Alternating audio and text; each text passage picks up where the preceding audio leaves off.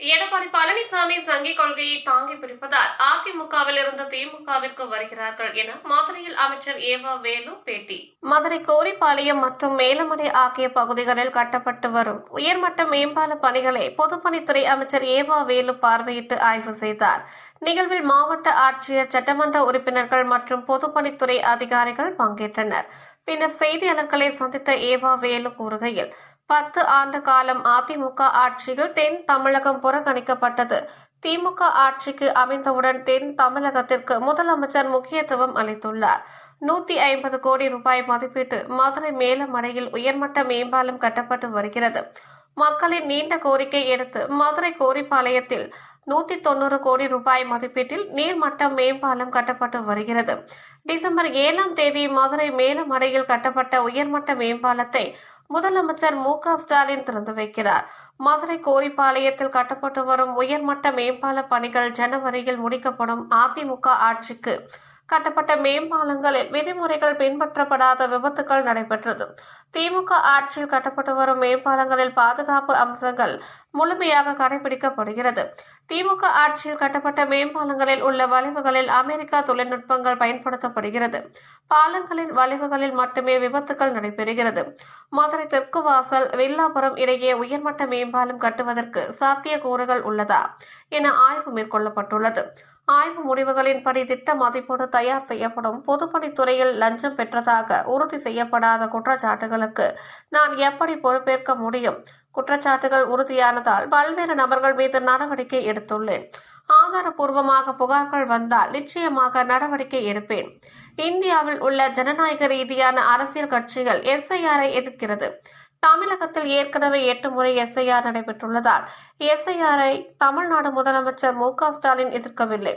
எஸ்ஐஆரை மேற்கொள்ள காலமும் நேரமும் போதாது என்பதை தான் கூறுகிறோம். வடகிழக்கு பருவமழை, பொங்கல் விழா, தேர்தல் தேதி அறிவிப்பு இருப்பதால் தற்போது எஸ்ஐஆர் மேற்கொள்ளக்கூடாது என கூறுகிறோம். கொளத்தூரில் கள்ள ஓட்டுகள் இருக்கிறது என்பதை எதிர்க்கட்சி தலைவர் எடப்பாடி பழனிசாமி வீடு வீடாக சென்று ஆய்வு நடத்தினாராம். அரசியலில் தன்னை அடையாளப்படுத்திக் கொள்வதற்காக எடப்பாடி பழனிசாமி ஏதாவது ஒன்றை பேசி வருகிறார். நாங்கள் எதை சொன்னாலும் அதற்கு எடப்பாடி பழனிசாமி எதிர்கருத்து தான் கூறுவார். இந்தியாவில் உள்ள அனைவரும் எஸ்ஐஆரை எதிர்த்து கருத்து சொல்லும் போதும் எடப்பாடி பழனிசாமி மட்டும் எஸ்ஐஆரை ஆதரித்து கருத்து சொல்வது எதற்காக?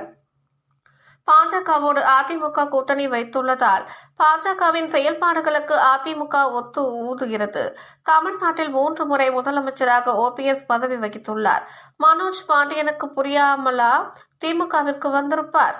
தமிழக அரசியலில் அறிஞர் அண்ணா, தந்தை பெரியார் வகுத்து கொடுத்த திராவிட கொள்கையை கலைஞர் நிறைவேற்றினார். அதனையே மு.க.ஸ்டாலின் நிறைவேற்றி வருகிறார். திராவிட கொள்கையை திமுக மட்டும்தான் கடைபிடிப்பதால் பிற கட்சிகளில் இருந்து திமுகவிற்கு வருகிறார்கள். எடப்பாடி பழனிசாமி சங்கி கொள்கையை தாங்கி பிடிக்கிறார். அதனால்தான் அதிமுகவில் இருந்து திமுகவிற்கு வருகிறோம் என செல்கிறார்கள். இதில் என்ன ABC டீம்? திமுகவிற்கு வருபவர்கள் திமுகவின் கொள்கையை ஏற்றுக்கொண்டு வருகிறார்கள்.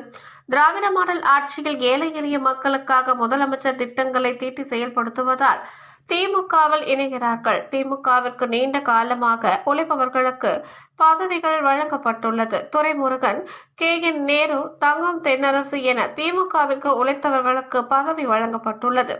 முதலமைச்சர் மு.க.ஸ்டாலின் திமுகவில் திறமை உள்ளவர்களை பயன்படுத்திக் கொள்வார். திறமை உள்ளவர்கள் திமுகவில் உள்ளவர்களா, அதிமுகவில் இருந்து வந்தவர்களா என பார்க்க மாட்டார் என பேசினார். பக்கத்தில் இருக்கிற இந்த பாலத்தை கட்ட வேண்டும் என்று 100 ஆண்டு கால கோரிக்கை. அந்த கோரிக்கை எனவே அதற்கு முக்கியத்துவம் தர வேண்டும் என்று தமிழ்நாட்டு முதலமைச்சர் அவர்கள் 2 பாலத்திற்கும், அப்போலோ மருத்துவமனை சந்திப்பில் இருக்கிற பாலத்திற்கு 150 கோடி ரூபாயும், இந்த கோரிப்பாளையம் பாலத்திற்கு 190 கோடி ரூபாயும் பணம் ஒதுக்கி தந்தார்கள்.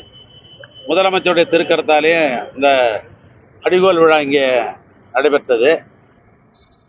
நான் இது இப்போ 9வது முறை நான் ஆய்வை மேற்கொண்டிருக்கிறேன் இந்த பாலத்தை பொறுத்தளவுக்கு. அதே நேரத்தில் மாவட்ட ஆட்சித்தலைவர்கள் மாதம் ஒரு முறை அவரும் தொடர்ந்து இதை ஆய்வு மேற்கொள்கிறார்கள். 15 தினத்துக்கு ஒரு முறை எங்களுடைய நெடுஞ்சாலைத்துடைய தலைமை பொறியாளர் அவர்கள் 15 தினத்துக்கு ஒரு முறை இந்த ஆய்வை மேற்கொண்டிருக்கிறார்கள். அந்த வகையில் இப்பொழுது அப்போலோ மருத்துவமனைக்கு பக்கத்தில் அமைந்திருக்கிற அந்த பாலம் 21 மாத காலம் அந்த பாலத்தினுடைய ஒப்பந்த காலங்கள். அந்த பாலத்தினுடைய நீளம் என்று எடுத்துக்கொண்டால் ஏறத்தாழ 950 மீட்டர் நீளம் உள்ள பாலம். அது 4 வழித்தடம் கொண்ட பாலம். அந்த பாலத்துக்கு 2 பக்கத்திலும் சர்வீஸ் ரோடு ரெண்டும் போடப்படுகிறது. மையப்பகுதியில் ஜங்ஷன் இம்ப்ரூவ்மெண்ட் என்ற அடிப்படையில் அந்த பணிகள்லாம் நடைபெற்று கொண்டிருக்கிறது. ஒப்பந்ததாரை அழைத்து எங்களுடைய கண்காணிப்பு பொறியாளர்கள்லாம் அழைத்து இப்போ காலையில் பேசிய அளவில் 1ஆம் தேதிக்கு மேல் பாலம் எப்பொழுதும் திறக்கலாம் என்று சொன்னார்கள்.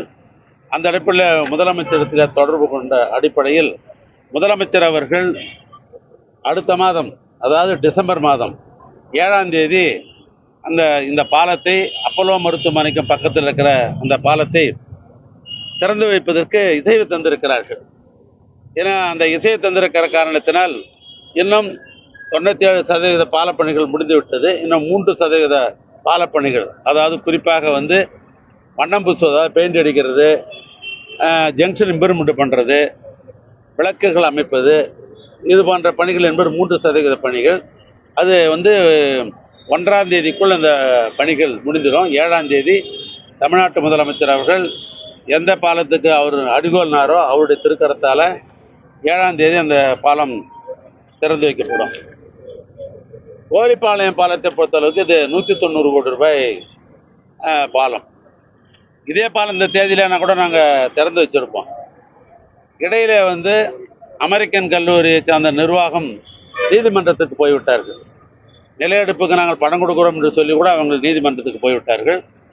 இது போன்ற சின்ன சின்ன பிரச்சனைகள் இதில் கொஞ்சம் நீதிமன்றம் வரைக்கும் இருந்தது. அதனால் ஒரு 6 மாதம் காலதாமதமாகிவிட்டது. ஆனால் 6 மாதம் காலதாமதம் ஆகினாலும் சரி, ஒப்பந்ததாரர் அழைத்து அப்பப்பொழுது நாங்கள் அவங்களுக்கு கொடுத்த அழுத்தத்தின் அடிப்படையில் அவர்களும் வேகமாக பணிகளை செய்து கொண்டிருக்கிறார்கள். இப்பொழுது அவங்களையும் கூப்பிட்டு நான் பேசினேன். இந்த பாலத்துக்கு நாம் தேதி வைக்கணும், எப்போ முடிச்சு கொடுப்பீங்க அப்படின்னு கேட்கும்போது அவர்கள் பொங்கலுக்கு முன்னால் நாங்கள் இதை முடிச்சு கொடுத்துட்றோம், பொங்கலுக்கு முன்னால் இந்த பாலத்தை முடித்து கொடுத்து விடுகிறோம் என்று ஒப்பந்ததாரங்களிடத்தில் ஒரு ஒப்புதல் தந்திருக்கிறார்கள். எனவே இந்த பாலம் முடிந்த பின்பு மீண்டும் முதலமைச்சருடைய கவனத்துக்கு கொண்டு இந்த பாலத்தையும் முதலமைச்சர் அவர்கள் இங்கே மதுரைக்கு நேரடியாகத்தான் இதையும் திறந்து வைப்பார். அதனால் அந்த பணிகளை மாவட்ட ஆட்சித்தலைவரிடத்தில் வாராவாரம் இந்த கோரி பாலத்தை பொறுத்தளவுக்கு வாராவாரம் நீங்கள் ஆய்வு மேற்கொள்ள வேண்டும் என்று நான் சொல்லியிருக்கிறேன். அதே போன்று எங்களுடைய தலைமை பொறியாளர் சத்யபிரகாஷ் அவரிடத்தில் சொல்லியிருக்கிறேன். நீங்கள் வார வாரம் இந்த பாலப்பணிகளை முன்னெடுத்து செல்வதற்கு வேண்டிய உதவிகள் என்னென்ன செய்யணுமோ அதெல்லாம் செய்யணும் அப்படின்னு நான் சொல்லியிருக்கிறேன். ஆனால் கோரிப்பாளையம் பாலத்தை பொறுத்தளவுக்கு ஒப்பந்ததாரர் இடத்துல ஒப்புதல் கொடுத்த அடிப்படையில் பொங்கலுக்கு முன்னால் முடித்துவிடு என்று சொல்லியிருக்கிறார். அதற்கு பின்னால் முதலமைச்சருடைய இசையை பெற்று கோரிப்பாளையம் பாலமும் திறக்கப்படும். சார், இப்போ கட்டப்பட்டு வரக்கூடிய பெரும்பாலான பாலங்களில் விபத்து அளவுக்கு அதிகமாக நடந்திருக்காங்க. முறையான திட்டமிடல் இல்லை, மழை ஏறக்கூடிய இடங்கள்ல திட்டமிடல். அது பழைய அந்த 10 ஆண்டு காலத்தில் நடந்த பணிகள் அப்படி தான் இருந்ததுன்னு சொல்லி நான் பத்திரிகைலாம் படிச்சிருக்கிறேன். இப்போல்லாம் உங்களை பார்த்தா ரோட் சேஃப்டி, 2வது பால பாதுகாப்பு என்று ஒரு தனி ஒரு விங்கே நான் ஆரம்பிச்சிருக்கிறேன். இப்போ நான் ஒரு அறிவிப்பை செய்து பால பாதுகாப்பு அப்படின்ற அடிப்படையில் இப்போ அவங்க கம்ப்ளைண்ட் ரிப்போர்ட் கொடுத்தா தான் முதலமைச்சர் திறக்க வருவார். அப்படி ஒரு விங்கு ஆரம்பிச்சிருக்கிறோம். இந்த விபத்தை குறைப்பதற்காக பாலங்கள் தரமாக கட்டப்பட்டிருக்கிறதா, தரத்தோடு கட்டப்பட்டிருக்கிறதா, குவாலிட்டி கண்ட்ரோல் இவைகள்லாம் முறையாக இருக்குதான்னு பார்த்துட்டு அவங்க கம்ப்ளைண்ட் சர்டிஃபிகேட் கொடுத்தா தான் பாலத்தை நாங்கள் இப்போ திறக்கிறோம். இப்போ கூட சமீபத்தில் பார்த்தீங்கன்னு சொன்னாக்கா முதலமைச்சர் அவர்கள் கோயம்புத்தூரில் ஒரு நீண்ட நெடிய பாலம், அதாவது 10.2 கிலோமீட்டர் உள்ள ஒரு பாலத்தை முதலமைச்சர் அவர்கள் திறந்து வைத்தார்கள். அதை போகிற போது கூட முதலமைச்சர் கேட்டார், ஏற்கனவே கோயம்புத்தூரில் சில பாலங்கள்லாம் நம்ம எதிர்கட்சியாக இருக்கும்போது விபத்துகள்லாம் இருந்த படிச்சுமே இந்த பாலனார் இது எல்லாம் முழு சேஃப்டியோடு நம்ம செய்திருக்கிறோம் அப்படின்னு சொன்னேன். அதுக்கு என்ன காரணம்னா மேலே போகிறது பார்த்தீங்கன்னாக்கா மலையிலே பயன்படுத்துகிறது. அதாவது ஒரு வளைவு இருக்குன்னு சொன்னால் மலையில் என்ன பயன்படுத்துகிறோம் அப்படின்னா அமெரிக்கன் டெக்னாலஜி. இப்போ இந்த திராவிட மாடல் ஆட்சி வந்த உடனே அமெரிக்கன் டெக்னாலஜியை நான் பயன்படுத்துகிறேன்.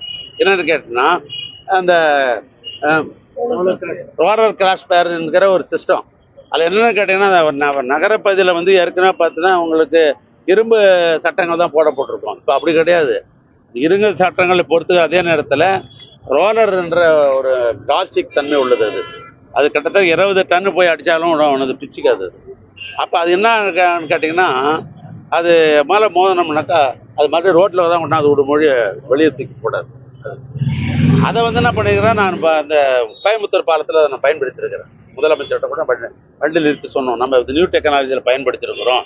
அது மாதிரி ஏன்னா பாலங்கள் நீங்கள் சொல்கிற விபத்து என்பது பாலங்கள் வளைகிற பொழுது ஏற்படுறது தான் அந்த விபத்து என்பது. எங்கேயாவது பாலம் வளையுதுன்னாக்கா அந்த இடத்துல தான் அந்த விபத்து ஏற்படுது. ஏன்னா இன்னைக்கு இருக்கிற ரோடு கண்டிஷன்றது ரொம்ப சிறப்பாக இருக்குது. அம்பாசிடரில் 80 கிலோமீட்டர் போன மாதிரி போகிறதில்ல நம்ம சகோதரர்கள்லாம். ஒரு எக்ஸலேட்டர் ஒரு மெரிச்சு போடுறாங்க, என்ன மீட்டர் போகுதுன்னு தெரியாத அவருக்கு. பாலத்தில் இப்படி வேகமாக போகிறோமோ இப்படி விபத்துகள் ஏற்படுவதை அறிந்து இப்போ நான் சொன்ன அந்த நியூ டெக்னாலஜி நாங்கள் பயன்படுத்துகிறோம். அதனால் பாதுகாப்பான பாலம் தான் கட்டி கொண்டிருக்கோம். தெற்கு வாசல் பாலம் என்ன தெரியல சார், ஏர்போர்ட் தெற்கு வாசல் ஏர்போர்ட்டுக்கு இல்லை, அதில் இப்போ டிபிஆர் தயார் பண்ணிருக்கிறாங்க. ஏற்கனவே சட்டமன்றத்தில் கூட நம்முடைய தளபதி அவர்கள் தொடர்ந்து 2 முறை அந்த கேள்வியை கூட சட்டமன்றத்தில் வைத்தார்கள். அப்பயே நாங்கள் சொன்னோம், இப்போ அதுக்கு திட்டம் ஃபீஸிபிலிட்டிலாம் இருக்குதா என்ற அடிப்படையில் இப்போது ஆய்வு மேற்கொண்டிருக்கிறோம். அந்த ஃபீஸிபிலிட்டி வந்துட்டாக்கா அதுக்கு பின்னால் அதுக்கு திட்ட மதிப்பெல்லாம் தயார் செய்து முதலமைச்சருடைய அனுமதி பெற்று அந்த திட்டத்துக்கு போவோம். முதல்ல இது 2 முடிக்கிறோம், அப்புறம் போகிற மதுரைக்கு. இல்லை இன்னும் அதுக்குன்னு எப்பயுமே ஒன்று வச்சுங்க, ஃபீஸிபிலிட்டின்னு ஒன்று, அப்புறம் ஃபீஸிபிலிட்டி வந்த ஒருபாடு அப்புறம் டிபிஆர் போடுவோம். அதனால் ஃபீஸிபிலிட்டியும் பார்க்க வேண்டியதாகுது, டிபிஆரும் பார்க்க வேண்டியதாகுது. அந்த கட்டங்கள் முடிந்த உடனே தான் முதலமைச்சருடைய கவனத்துக்கு கொண்டு நிதிகளை நான் கேட்க முடியும், அந்த பாலத்தை அடுத்த நான் ஆரம்பிக்க முடியும். இது 2த்தையும் ஆரம்பித்தா தெரியும். நீங்களே மதுரை மண்ணை சார்ந்தவங்க, நீங்கள் நம்முடைய சகோதரர்களாக நீங்கள் இந்த மண்ணை சார்ந்த உங்களுக்கே தெரியும் இந்த பாலத்தினுடைய பெருமை. என்னோட ஏன்னா நான் திருவண்ணாமலைக்காரன், என்னோட உங்களுக்கு தான் அந்த பெருமை தெரியும். இந்த பாலம் அமைதல் மூலமாக இந்த நம்ம கோரிப்பாளையம் ஜங்ஷன் மணிக்கணக்காயிலும் நின்று கிடந்தோம். நாம அதை அப்புறத்தை அந்த பாலத்தை கட்டுறோம். காந்தி மியூசியத்திலிருந்து தபால் நிலையத்துக்கு வராங்க, என்ன மாதிரி ஐடியா வச்சுட்டு வர்றாங்க? பாலம் இறங்குது அந்த இடத்துல, காந்தி மியூசியத்துல இருந்து தபால் நிலையம் போறாங்க, என்ன மாதிரி பார்க்குறாங்க? இல்லை அதுக்கு ரோட் சேஃப்டின்னு சொல்லி எங்ககிட்ட இன்னொரு விங்கு இருக்குது. நான் அவங்ககிட்ட இதெல்லாம் வந்த உடனே நாங்கள் என்ன பண்ணுவோம்னு கேட்டிங்கனாக்கா, திறந்த உடனே எங்கேயாவது டிராஃபிக் ஜாம் ஆகுதா, விபத்து வருதா, அந்த விபத்து இருக்கிற இடத்துல சுரங்கப்பாதை அமைக்கலாமா, இல்லைன்னா மேலே நம்ம மேல் பாலம் கட்டலாமா அப்படின்னு நாங்கள் முடிவு பண்ணுவோம். அதனால் பாலத்தை மேலே திறப்போம். எங்கெங்கெல்லாம் கிராஸ் பண்ணுறாங்க, எந்தெந்த இடத்துல விபத்து ஏற்படும் சூழ்நிலை இருக்குது என்பதை அறிந்து அடுத்த கட்டத்துக்கு நம்ம அதை போகணும். உறுதிப்படுத்தப்படாத குற்றச்சாட்டுகள் நிறைய வருது. எல்லா துறையிலும் கமிஷன் ரீதியில தான் செயல்படுது. பால கட்டுமான பணிகளா இருக்கட்டும், தொழில் தொடங்கக்கூடியவங்களாம் போறதுக்கான 38% கமிஷன் தான் கேட்கறாங்க. அது எந்த விதத்துல சார்? அது நீங்களே சொல்லிட்டீங்க, உறுதிப்படாத செய்தின்னு சொல்லிட்டீங்க. உறுதிப்படாத செய்திக்கு போய் அமைச்சராக நான் எப்படி பதில் சொல்ல முடியும்? என்கிட்ட இன்னார் இப்படின்னு கேட்டாக்கா அது சம்மந்தப்பட்ட நான் துறை சார்ந்த நடவடிக்கை நான் கட்டாயம் எடுப்பேன். எந்த அதிகாரியாக இருந்தால் அதை பற்றி நான் கவலைப்பட மாட்டேன். நான் பல பேர் அது மாதிரி நடவடிக்கை எடுத்திருக்கிறேன். நான் பொறுப்பேற்ற பிறகு என் துறையை சார்ந்தவர்களுக்கு 17B கொடுத்து பல பேரை நான் தற்காலிக பணி நீக்கம் பல பேரை நான் செஞ்சுருக்கிறேன். ஒருத்தர் 2லாம் நான் சொல்ல முடியாது. பல இடங்களில் நான் தற்காலிக பணியெல்லாம் நான் செஞ்சுருக்கிறேன். 17B பல பேருக்கு கொடுத்து அவங்க உண்மையாக நிரபராஜனாங்க மீண்டும் எங்களுடைய தலைமை பொறியாளர் லெவலில் இல்லை கண்காணிப்பு பொறியாளர் லெவலில் தனிநபர் குழு ஒன்று அமைத்து அவங்க மூலம் விசாரணை மேற்கொண்டு உண்மையான அப்பாவி என்ன சொன்னால் ரிலீஸ் பண்ணியிருக்கிறேன். அப்புறம் 17Bயில் இருக்கிற அந்த விதிகளை உட்பட்டு என்னென்ன நடவடிக்கை எடுக்கணுமோ அத்தனை நடவடிக்கை இந்த துறையில் நாங்கள் எடுத்திருக்கிறோம். உறுதிப்படாத செய்தியை சொல்வதில் நான் யாரையும் எடுக்க முடியாது. உறுதிப்படுகிற செய்திகள் எதை சொன்னாலும் இந்த துறையை பொறுத்தளவுக்கு கட்டாயம் நாங்கள் நடவடிக்கை எடுப்போம். எஸ்ஐஆர் விவகாரத்துல திமுகவுடைய வழக்கை பணிகளை தொடங்கலாம்னு சொல்லியிருக்கிறாங்க. இது திமுக பின்னடைவு அப்படின்லாம் எதிர்கட்சிகள் பேசுறாங்க. குறிப்பா முதலமைச்சரோட தொகுதியிலே 20,000 கள்ள ஓட்டுகளை சேர்த்திருக்கிறாங்க, கள்ள ஓட்டுகள் நீக்காம இருக்கிறக்காக தான் எதிர்க்கிறாங்க அப்படின்லாம் குற்றச்சாட்டு வைக்கிறாங்க. எனக்கு தெரிஞ்சு பார்த்தீங்கன்னாக்கா ஜனநாயக ரீதியாக உருவாக்கப்பட்டிருக்கிற அரசியல் கட்சிகள் இந்தியாவில் தமிழ்நாட்டில் சொல்ல இந்தியாவிலேயே எல்லா கட்சியும் இந்த எஸ்ஐஆர் என்பதை ஒரு மாநிலத்திற்கு தேவைகள் இருந்து மக்களுடைய உணர்வு அறிந்து எதிர்த்து தான் வழக்கு போட்டிருக்கிறாங்க. நாங்கள் தமிழ்நாட்டில் தெளிவாக சொல்லிட்டார் முதலமைச்சர், எஸ்ஐஆர் என்பதற்கு நான் எதிரிகள் அல்ல. அவர் கரெக்டாக சொல்கிறார், எஸ்ஐஆர் என்பதற்கு எதிரிகள் அல்ல. ஏன்னா 8 முறை ஏற்கனவே அது மாதிரி வாக்காளர் சீர்திருத்தம் நடைபெற்றிருக்கிறது. நேரமும் காலம் தான் முக்கியம். தமிழ்நாட்டில் மழை காலம் இந்த காலம், தமிழ்நாட்டில் எப்பவுமே பெய்யாத மழை, எப்பவுமே நவம்பர் டிசம்பர் தான் மேயும். இது மழை காலம், விவசாயிகள் நிறைஞ்ச மாநிலம் இந்த தமிழ்நாடு மாநிலம். அதனால் இந்த மழை காலன்றது ஒரு பக்கம். அதுக்கு அடுத்தது என்ன, ஜனவரி மாதம் வந்தாக்கா நமக்கு தெரியும், உங்களுக்கு 10 நாள் நம்ம பொங்கல் கொண்டாடுவோம். அதுவும் மதுரை மண்ணில் பார்த்தீங்கன்னா பொங்கலுக்கு அவ்வளோ முக்கியத்துவம் இந்த பகுதியில் அதிகம் உண்டு. ஜல்லிக்கட்டுலாம் அப்போ தான் நடக்கும். அப்படிப்பட்ட ஒரு சூழ்நிலை இப்போ இந்த சீர்திருத்தம் என்ற பேரில் உண்மையான வாக்காளர்கள் அவங்க வந்து விடுபட்டக்கூடாதுன்றது தான் எங்களுடைய நோக்கம், வேற ஒன்றுமே இல்லை. அதுக்கு அடுத்தது என்ன, மார்ச் மாதம் ஆனாக்கா தேர்தல் தேதி அறிவிச்சிருவாங்க. ஒன்று தேர்தல் தேதி, இன்னொன்று பொங்கல் விழா, தமிழனுடைய அடையாளமாக இருக்கிற பண்பாட்டு விழா அது. அதுக்கடுத்து விவசாயி விரும்புகிற மழை. இந்த காலகட்டத்தில் இந்த எஸ்ஐஆர் என்பது தேவையில்லை என்பதை நாங்கள் எதிர்க்கிறோம். வேற ஒன்றும் இல்லை, அது அடிப்படை. இது எதுக்கிறதுக்கு காரணம் இதுதான். இன்னொன்று சொன்னீங்க குளத்தூரில் அப்படின்னு, அது என்ன ஒரு சென்சஸ் ஆஃபீஸரா நம்முடைய எதிர்கட்சி தலைவர் போய் குளத்தூரில் போய் வீடு வீடாக போய் எண்ணிட்டு வந்து சொன்னாரா? அல்ல, அவர் அரசியலில் தன்னை அடையாளம் காட்டிக் கொள்வதற்காக ஏதாவது ஒன்று சொல்லணும், எங்களை பாராட்டியா பேசுவார். ஒரு எதிர்கட்சி தலைவர் இல்லை எஸ்ஐஆர் இது மாதிரி விடுபடக்கூடாதுன்றதுக்காக திமுக வழக்கு போட்டிருக்கிறாங்க அப்படின்னு பாராட்டி பேசுவாரா? நாங்கள் எதை சொன்னாலும் சரி, நாங்கள் தொடர்ந்து எதை நல்லது சொன்னாலும் சரி, தன்னுடைய எதிர்கருத்தை தான் அவர் வைப்பார். ஏன்னா தன்னை அடையாளம் காட்டிக் கொள்வதற்காக அந்த விஷயத்தில் காட்டியிருக்கிறார். அதை விட என்னன்னா, என்ன இந்தியாவில் இருக்கிற எல்லாமே எஸ்ஐஆரை பொறுத்தளவுக்கு தன்னுடைய கருத்தை சொல்லுகிற பொழுது யாரும் எதிர்த்தான் கருத்தை சொன்னாங்க, இவர் மட்டும் ஆதரித்து கருத்து கொடுத்தார். அதுக்கு என்ன ஆதரித்து கருத்து சொல்றது என்ன காரணம்? ஒன்றிய அரசாங்கம், பாரதிய ஜனதா என்பது ஒன்றிய அரசாங்கம், அந்த அரசாங்கம் தான் சொல்லுது தேர்தல் கமிஷனுக்கு. ஆனால் அவரோட கூட்டணி அமைச்சிருக்கிற காரணத்தினால் அவங்களுக்கு ஒத்து ஊதுறாரு, வேற ஒன்றும் இல்லை. இப்போ இந்த அதிமுகலேருந்து நிறைய பேர் வெளியே வரும்போது அவங்க திமுகவோட பி டீம்லாம் எடப்பாடியே சொல்றாரு, அந்த வேலையை தான் திமுக செய்கிறாங்களா? குறிப்பாக மனோஜ் பாண்டியன் கிட்ட ஓபிஎஸ் வரப்போறதா சொல்றாங்க. ஏன்னா யார் அங்கிருந்து வெளியே போனாலும் திமுக தான் காரணம், திமுகவோட பி டீம் அப்படின்னு சொல்றாங்க. அதை எப்படி பாக்குறீங்க? எப்படி, நான் என்ன கேட்குறேன் உங்களுக்கு, ஓபிஎஸ் தமிழ்நாட்டுக்கு ஒரு முறைக்கு 3 முறை முதலமைச்சர் இருந்தார், தற்காலிக முதலமைச்சராக இருந்தார். பிஹெச் பாண்டியனுடைய மகன் மனோஜ் பாண்டியன், பிஹெச் பாண்டியன் சட்டமன்றத்தில் ஏற்கனவே அவர் வந்து பேரவைத் தலைவராக இருந்தவர், நாடாளுமன்ற உறுப்பினராக இருந்தவர். இன்னும் கேட்டால் நம்முடைய மனோஜ் பாண்டியன் சிறந்த வழக்கறிஞர், உயர்மன்றத்தில் வழக்கறிஞராக இருக்கிறார். அவர் எப்படி அவருக்கு ஒன்றும் புரியாது? அவரை அரசியலில் திராவிட இயக்க கொள்கையை வந்து அண்ணாவுடைய கொள்கையை, தந்தை பெரியாருடைய கொள்கையை கலைஞர் நிறைவேற்றினார், அவர் வழியில் இவரும் நிறைவேற்றுறார். வர்றவங்க என்ன சொல்கிறாங்க, திராவிட கொள்கையை முழுக்க முழுக்க இன்றைக்கி திமுக மட்டும்தான் கடைபிடிக்கிறது, திமுக தான் அதை பாதுகாக்கிறது, அதனால் இந்த கட்சிக்கு வரோம். எடப்பாடி வந்து அவர் என்ன பண்ணுறாருன்னா சங்கி கொள்கையை தாங்கி பிடிக்கிறார், அதனால் அங்கேருந்து வரோம் அப்படி தான் சொல்கிறாங்களே ஒழிய அதில் எங்கே பி டீம் என்ன, சி டீம் என்ன, ஏ டீம் என்ன, இதில் வர்றவங்களும் அவங்க விருப்பப்படுறாங்க, கொள்கை ரீதியாக அவங்க ஏற்றுக்கொண்டு வருகிறார்கள். இன்னும் சொல்ல போனால் திராவிட மாநிலத்தை ஏழை எளிய மக்களுக்கெல்லாம் திட்டம் போடுறாரு, என் தொகுதிக்கு வேண்டிய பணிகள்லாம் நான் கேட்டதெல்லாம் கொடுத்துக்கிறாரு அவரு, அதெல்லாம் நான் போறேன்னு சொன்னார். அதிமுக இருந்து வரக்கூடியவர்களுக்கெல்லாம் முக்கிய அமைச்சர் பதவியெல்லாம் கொடுத்துட்டு இருந்தா, திமுக பல 100 ஆண்டுகள் உழைச்சவங்க எல்லாம் எங்கே போவாங்க, அவங்களுடைய உரிமைகள் எல்லாம் வந்து பறிக்கப்படுதுன்னு ஒரு பெரிய குற்றச்சாட்டு. 11 ஆண்டு காலம் உழைத்தவர்கள் தான் எங்களுடைய மூத்த முதலமைச்சர், மூத்த அமைச்சர், பொதுச் செயலாளர் அண்ணன் துரைமுருகன், முதன்மை செயலாளர் அமைச்சராக இருக்கிற அண்ணன் நேரு அவர்கள் வந்து இந்த இயக்கத்தில் பழமையானவர் தான். இன்னும் இங்கே இருக்கிறாரு என் தம்பி நிதித்துறை அமைச்சர், பாரம்பரியமான குடும்பத்தை சேர்ந்த தங்கம் தென்னரசு, அவர் என்ன வந்து என்ன புதுசாக வந்தவரா? யோசிச்சு பாருங்க. இதெல்லாம் அந்த விமர்சனத்துக்காக ஒரு சிலர் வந்து திறமையானவங்க இருக்கிறாங்கன்னா திறமையை பயன்படுத்திக்குவார். தமிழ்நாட்டு முதலமைச்சரை பொறுத்தளவுக்கு என்னென்னா, அவர் இவர் ஏடிஎம்கேல வந்தவர், டிஎம்கேல வந்தவர் அப்படிலாம் பார்க்க மாட்டார். அவர்களுக்கு என்ன உரிய மரியாதை தரணுமோ அந்த மரியாதை தருவார். யார் எப்போ பயன்படுத்தணும் அவர் பயன்படுத்துவார். ஒருத்தர் வராரு, ஏடிஎம்கேலேருந்து ஒருத்தர் வராருன்னு சொன்னாக்கா அவர் திறமையானவர் அப்படின்னு சொன்னால் அவர் பயன்படுத்தி தான் ஆகணும். இப்போ முத்துசாமின்றவர் ஈரோட்டுக்காரர், தந்தை பெரியார் பிறந்த மண்ணில் அமைதியானவர், எந்த காரியத்தையும் நல்லா செய்யக்கூடியவர். அவர் திமுக இணைகிறாரு, மாவட்ட செயலர் இருக்கிறாரு. அவரும் ஏறத்தாழ பார்த்தீங்கன்னா எனக்கு தெரிஞ்ச ஒரு 15 ஆண்டு காலம் உழைக்கிறாரு. அவர் திறமையானவர். ஈரோட்டில் அவர் வந்தால் ஈரோட்டினுடைய மாவட்ட வளர்ச்சிக்கு உதவுவார். அவருக்கு அமைச்சர் பதவி கொடுக்குறதுன்னா அது பெரிய குற்றம் அது. அதனால் எல்லாருக்கும் யாராருக்கு என்ன திறமை இருக்கிறதோ அந்த திறமையை எங்களுடைய முதலமைச்சர் அவர்கள் பயன்படுத்துவார்கள் மக்களுக்காக.